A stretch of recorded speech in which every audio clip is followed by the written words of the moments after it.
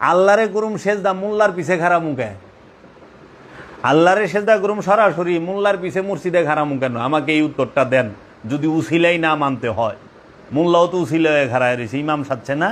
আচ্ছা, ইমাম আবার করে কারে? কাবারে সেজদা না। ইমামের উসিলা কয়টা? আল্লাহকে সেজদা করতে যায় একটা। ইমাম সাহেব তার কয় না বিহাজাল ইমাম। ইমাম সাহেব কি কয়? ইমাম সাহেবের নিয়ত কি? মুসল্লির নিয়ত সেন বিহাজাল ইমাম, ইমাম সাহেব তার বিহাজাল ইমাম কয় না। তাই ইমাম সাহেব সেজদা করবার যায় কাবার উসিলা লয়, আর মুসল্লি সেজদা করবার যাইয়া ইমাম আর কাবা দুইটা উসিলা লয়।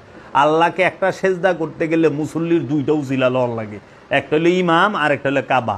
আবার ইমামের আগে সেজদা দেওয়ান যাইব না, তাহলে নামাজ বাদ। ইমামের আগে সালাম ফিরান যাইব না, নামাজ বাদ। কি মর্যাদা! আল্লাহরে সেজদা করুম, ইমামের আগে কিচ্ছু করণ যাইব না। তো ইমামই তো উসিলায় ঘাড়ায় রয়েছে, আর এই ইমামই কবার লেছে পীর ধরা সেরেক। তাহলে পীর ধরা যদি সেরেক হয়, ইমামের পিছনে খাড়ানো তো সেরেক হয়ে যাবো গা। আল্লাহরে যদি সরাসরি কয়, তাহলে এগুলো কোন? অবশ্যই উসিলা লাগবে, উসিলা ছাড়া কোনো কিছু হয় না। আল্লাহকে ডাকবার গেলে সেইটা আমরা মানুষকে যদি শুনাইবার যাই, এক গলা দিয়ে ডাইকা মানুষে শুনাই পারি না। সবাই আশেপাশে মানুষ শুনান যাবো, তখন কি লই? মাইক লই, মাইক লাগা, মাইকের উসিলা এলাকার মানুষের ওয়াজ শোনাই না নাকি? তো উসিলা ছাড়া আছেটা কি? উসিলা ছাড়া কিচ্ছু নাই, উসিলা ছাড়া কিচ্ছু নাই। কোরআন পড়বেন সেইটাও উসিলা লাগবো, কোরআন শুনবেন সেইটাও উসিলা লাগবো, কোরআন লিখবেন সেইটাও উসিলা লাগবো। কাগজ আর কালি লাগবো।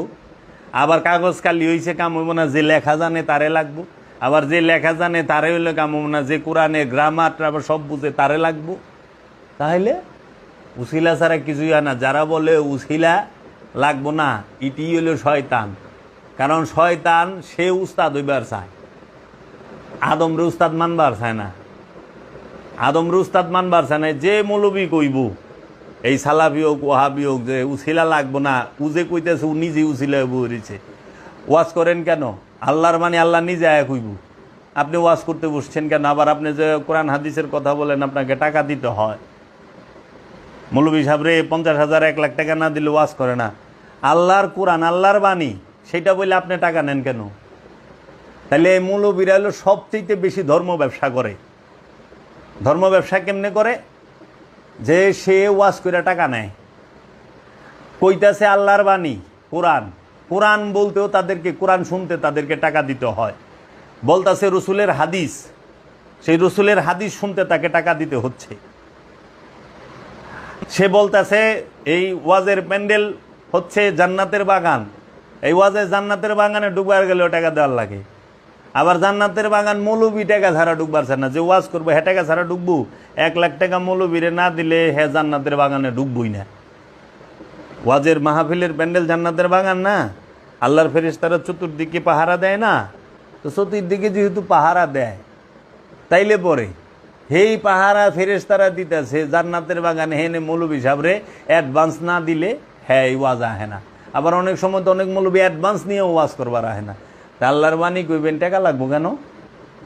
ফ্রিতে কোন? কোন নবী টাকা নিয়ে ওয়াজ করছে? কোন সাহাবি টাকা নিয়ে ওয়াজ করছে? কোন নবী টাকা লইয়া নামাজ পড়াইছে বেতন লইয়া? কোন সাহাবি টাকা লইয়া বেতন লইয়া নামাজ পড়াইছে? এটা দলিল দেন। মৌলবীরা যে এত বেদাত করে, এই ওয়াজের কইরা টাকা নেওয়া এটা সবচেয়ে বড় বেদাত। ইমামতি কইরা বেতন নেওয়া এটা সবচেয়ে বড় বেদাত। এতদিন জানতেন না, বেদাত করছেন, ঠিক আছে, ভুল তওবা কইরা ইমামতি বেতন ছাড়া করেন, দিহি আল্লাহর কথা নিয়ে ভালোবাসেন। সারাদিন নামাজের কথা কি হুজুরে নামাজের কথা, আরে হুজুরে নামাজ পড়ায় দেখা বেতন নেই দেখা কয়। আপনার মতো আমার মতো সাধারণ হইলে যে সারাদিন চকে কামলা খাইতাম, রাস্তা ইটা ভাঙ্গে আর মার্কেটে চাকরি করে পরে, তখন বুঝতাম যে হুজুরে কয় বেলা আহে নামাজ পড়বা। একটু দেখেন না, একটু দেখেন। হুজুর যখন ছুটিতে শ্বশুরবাড়ি যায়, দেখেন হুজুর ওই শ্বশুরবাড়ির এলাকায় মসজিদে যায় কয়েক তো নামাজ পড়ে, একটু খুঁজলো।